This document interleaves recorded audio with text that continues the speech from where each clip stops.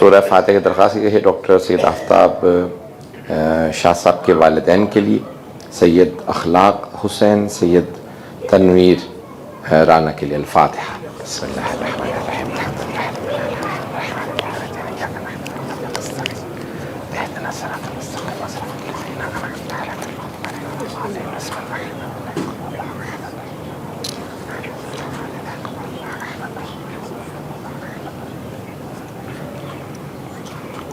صلوات علی محمد و آل محمد۔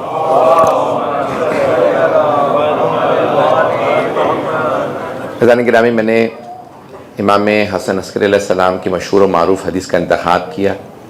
2 گھنٹے سے زیادہ میں ٹریفک میں رہا ہوں، کوشش کر رہا ہوں کہ ذہن جو ہے وہ کام کرے صحیح طرح سے۔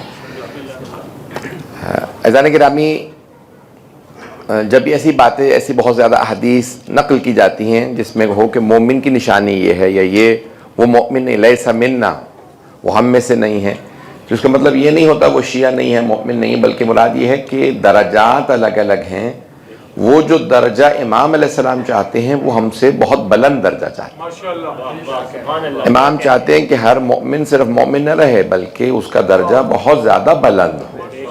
ایمان کے 10 درجات، الایمان 10 درجات، ایمان کے 10 درجات ہے نا حدیث کے اندر کہ الایمان 10 درجات بمنزلت سلم، جیسے ایک سیڑھی ہوتی ہے، جیسے لیڈر ہوتی ہے، 10 اس کے درجات ہیں، اور 10 کے 10 درجات کس کے پاس ہے؟ جناب سلمان کے پاس۔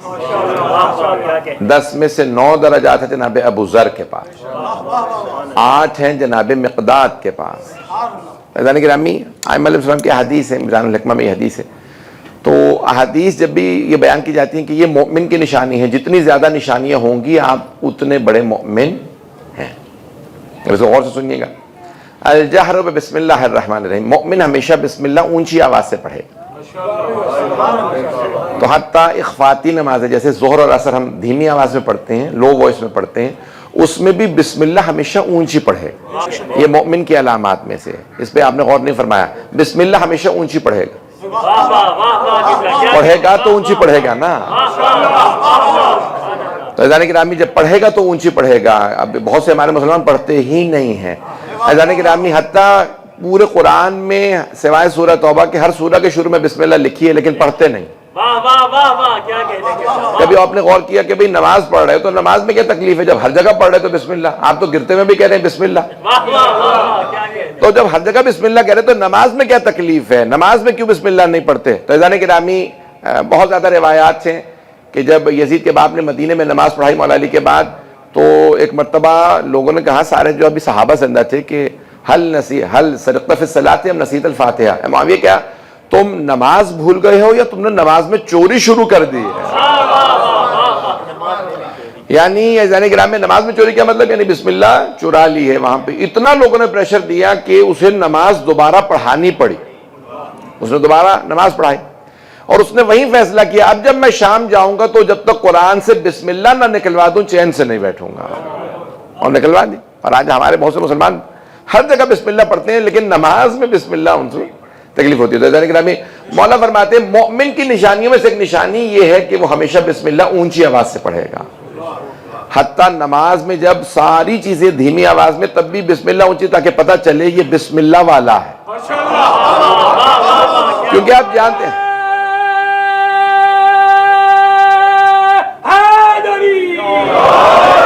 نعرے سے مجھے اندازہ ہو گیا کہ کچھ لوگ پہنچ گئے ہیں۔ عزیزان گرامی، بسم اللہ والا یعنی کیونکہ بائے بسم اللہ کا نقطہ مولا امیر ہے۔ جن لوگوں کو مولا سے بغض ساکینہ تھا انہوں نے بسم اللہ کو نکالنے کی کوشش کی ہے۔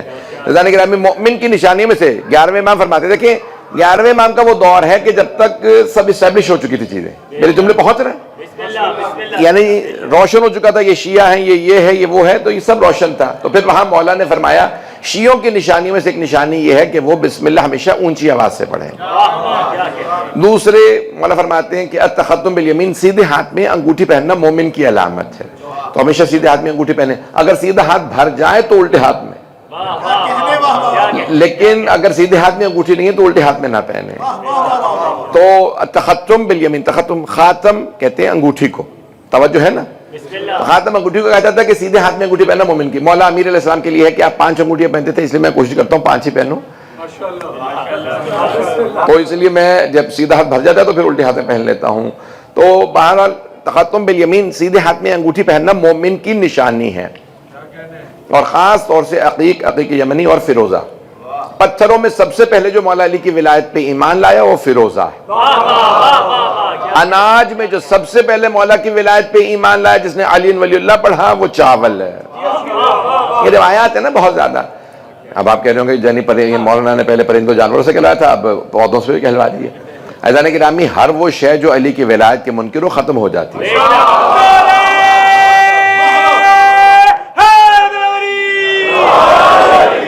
عزیزان گرامی، وقت زیادہ نہیں ہے، تو یہ دو نشانیاں، ابھی 5 نشانیاں، یعنی مومن پوری طرح پنجتنی ہوگا.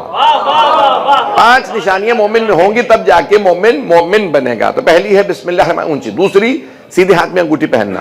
التعفیر بالجبین، خاک کے اوپر سجدہ کرے گا، مٹی پہ سجدہ کرے گا، اور خاص طور سے خاک شفا پہ.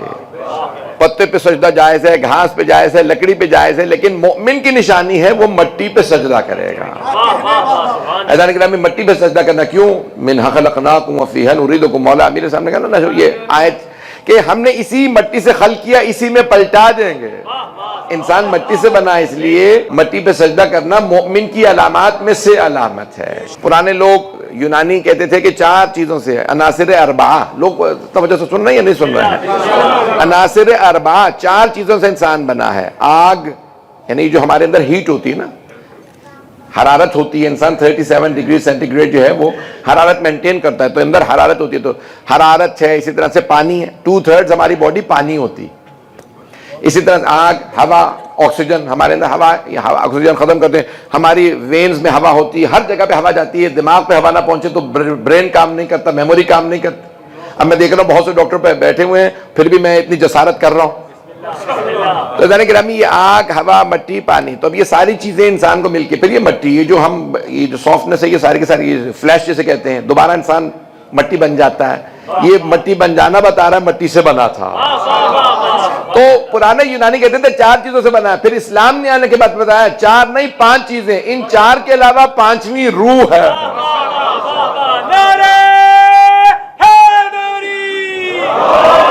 تو یعنی انسان جو ہے وہ روح کے بغیر انسان ہی نہیں ہے، روح ہے، انسان میں موجود ہے.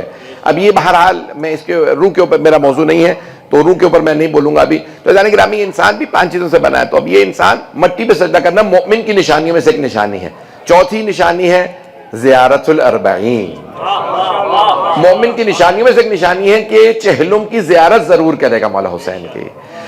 اب اگر کربلا نہ بھی جا سکیں تو 10ویں اور 11ویں امام فرماتے ہیں جہاں پہ بھی ہو کم از کم کربلا کا رخ کر کے زیارت تو پڑھ سکتے ہو. جہاں سے بھی مومن زیارت پڑھے گا تو پتہ چل جائے گا یہ مومن ہے. کہیں پہ بھی ہو دل اس کا کربلا میں ہے. میرے جملے پہنچ رہے جانے گرامی. جانے گرامی، اب میں اسی پہ بولنا چاہتا ہوں کیونکہ چہلم کے ایام چل رہے ہیں. اور الصلاۃ 51 51 رکعت نماز، 51 رکعت نماز، 17 واجب، 17 واجب ہے نا، 2 رکعت فجر، 4 ظہر، 4 عصر، 3 مغرب، 4 عشاء، 17 ہو گئی. اور 34 رکعت 34 مستحب، 2 فجر کی، 8 2 رکعت کر کے ظہر کی، 8 2 رکعت کر کے عصر کی، 4 2 رکعت کر کے مغرب کے بعد، ظہر عصر کی اس سے پہلے، فجر کی اس سے پہلے، اور 2 رکعت بیٹھ کے عشاء کی جو 1 رکعت شمار ہوتی ہے، توجہ. اور پھر 11 رکعت تہجد، تو ہو گئی وہ 34 رکعت اور 17 واجب، آل ٹوگیدر 51. اگر ہمیشہ نہیں پڑھ سکتے تو کم از کم کبھی کبھی پڑھ لیں. کبھی بھی نہیں پڑھ سکتے سال میں 1-2 مرتبہ پڑھ لیں تاکہ نشانی تو ہو مومن کی آپ میں. آپ لوگ تو پریشان ہو کے سن رہے ہیں.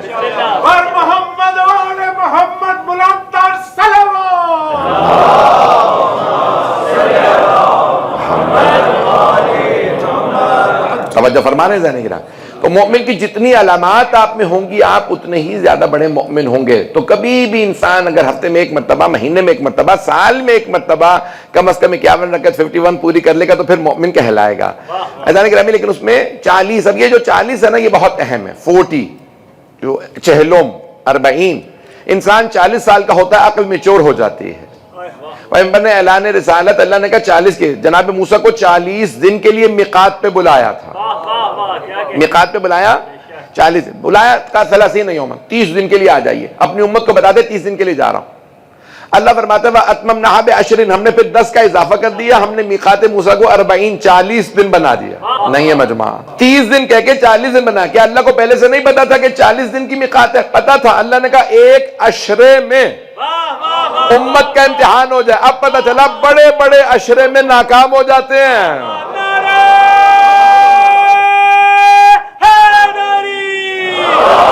پہنچ رہے ہیں یا نہیں پہنچ رہے ہیں؟ ایک عشرے کے اندر کیا ہوا؟ 10 دن کے اندر جناب موسیٰ کی امت گمراہ ہو گئی۔ گوسالہ پرستی، بچڑے کو پوجنے لگی، دوبارہ بچڑے کی عبادت کرنے لگی، بچڑے کو پوجنے لگی۔ جب جناب موسیٰ واپس آئے 10 کمانڈمنٹس لے کے، فَأَلْقَى الْأَلْوَاحَ، قرآن میں ہے انہوں نے لوح گرا دیے، وہ ٹیبلٹس گرا دی کہ جن کے لیے لے کے آیا تھا وہ تو گمراہ ہو گئے۔ کہاں ہے ہارون؟ توجہ، تو جناب ہارون کے لیے قرآن میں لے کے لا تأخذ بلحیتی، مجھے داڑھی سے نہ پکڑے، ان قوم استضعفونی، لوگوں نے میری بات کو مانا نہیں، لوگ سامری کے پیچھے چل دیے۔ اب پتہ چلا جب امت ہارون کو چھوڑ کے سامریوں کے پیچھے چل دیں تو گمراہ ہو جاتی ہیں۔ ابھی بھی سارا مجمع نہیں ہے۔ اب سمجھ میں آیا پیغمبر نے کیوں فرمایا تھا علی منی بمنزلت ہارون من موسیٰ، علی کو مجھ سے وہی نسبت ہے جو ہارون کو موسیٰ سے تھی۔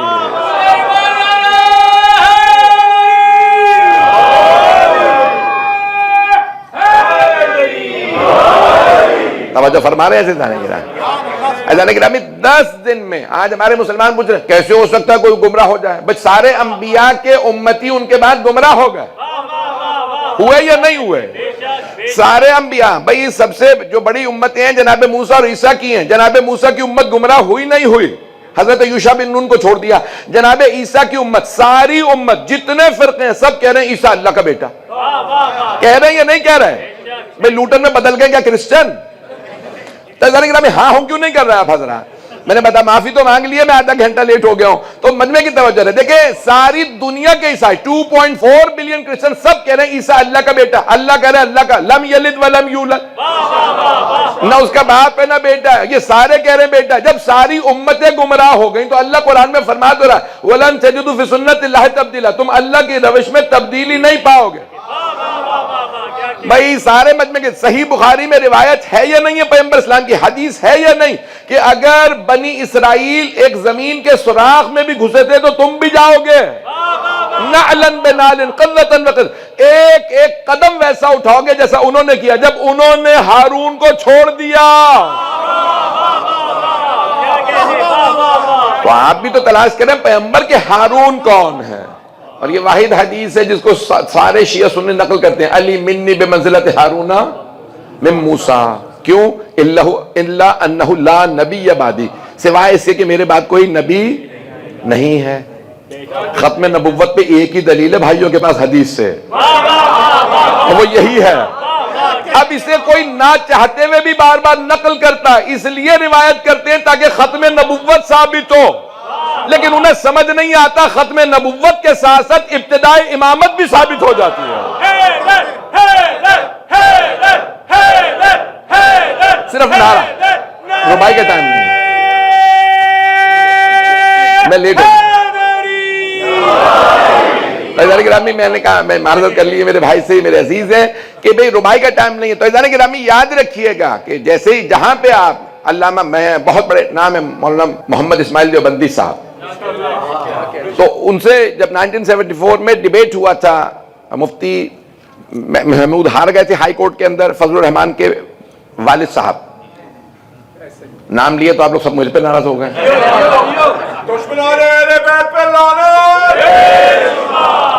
تو ادارے گرامی وہ جب ہار گئے 74 میں مناظرہ ہائی کورٹ میں، تو بغیر سپریم کورٹ کے اندر اپیل کی ہے، تو مرزا طاہر صاحب چوتھے خلیفہ، اب یہاں پہ چوتھے خلیفہ جانتے ہیں ان کے قادیانیوں کے، احمدیوں کے، تو ان کے چوتھے خلیفہ سے مناظرہ ہوا، تو وہاں پہ مولانا اسماعیل دیوبندی صاحب کو بلایا گیا، ذوالفقار علی بھٹو صاحب کا زمانہ، انہوں نے کہا بھئی آپ مولانا صاحب کیا کل کے سپریم کورٹ میں کل میں پھر ہار جاؤں گا؟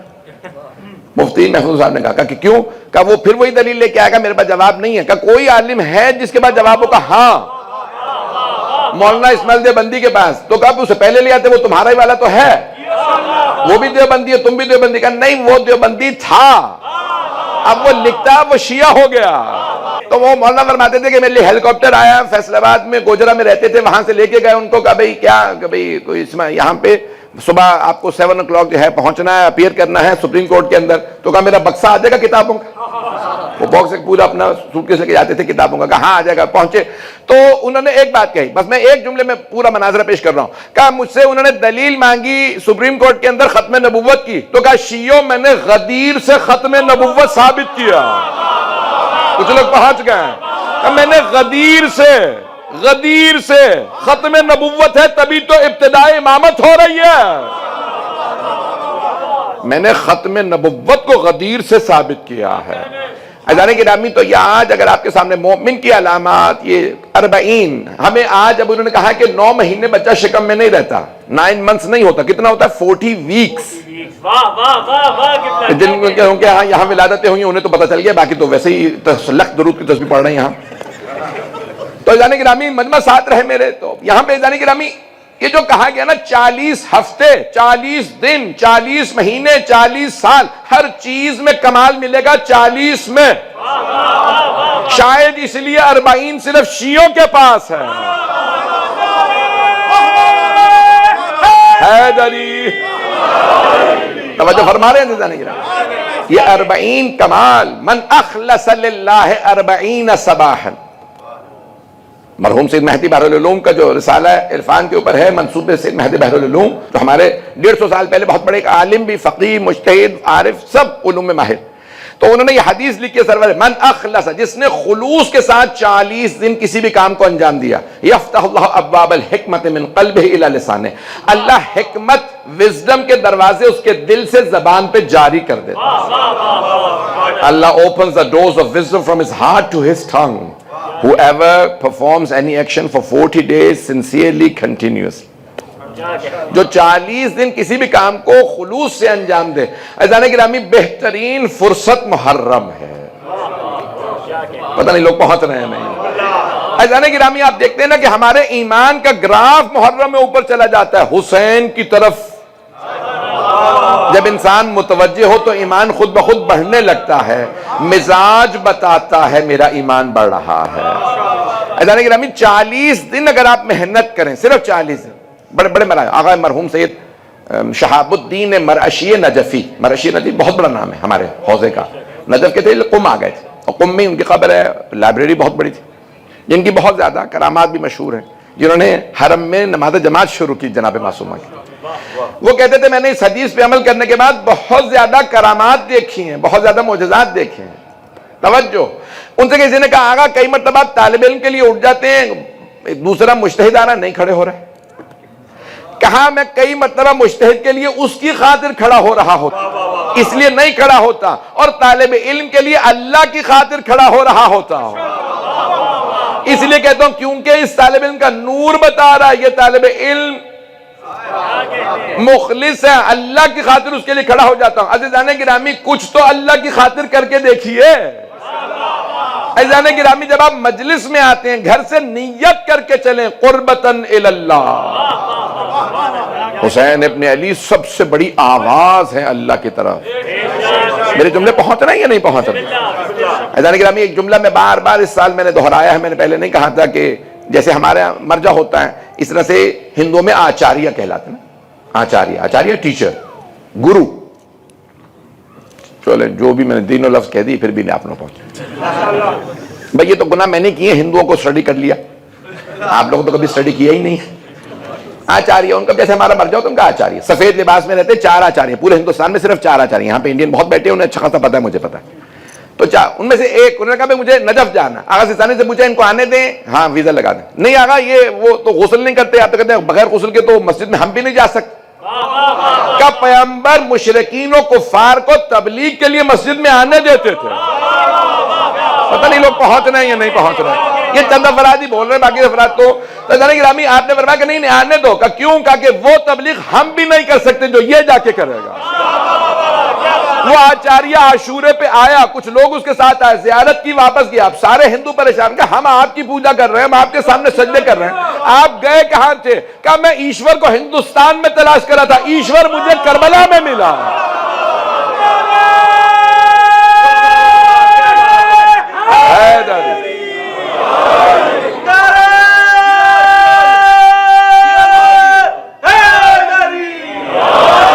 توجہ فرما رہے ہیں ایشور یعنی سب سے بڑا خدا.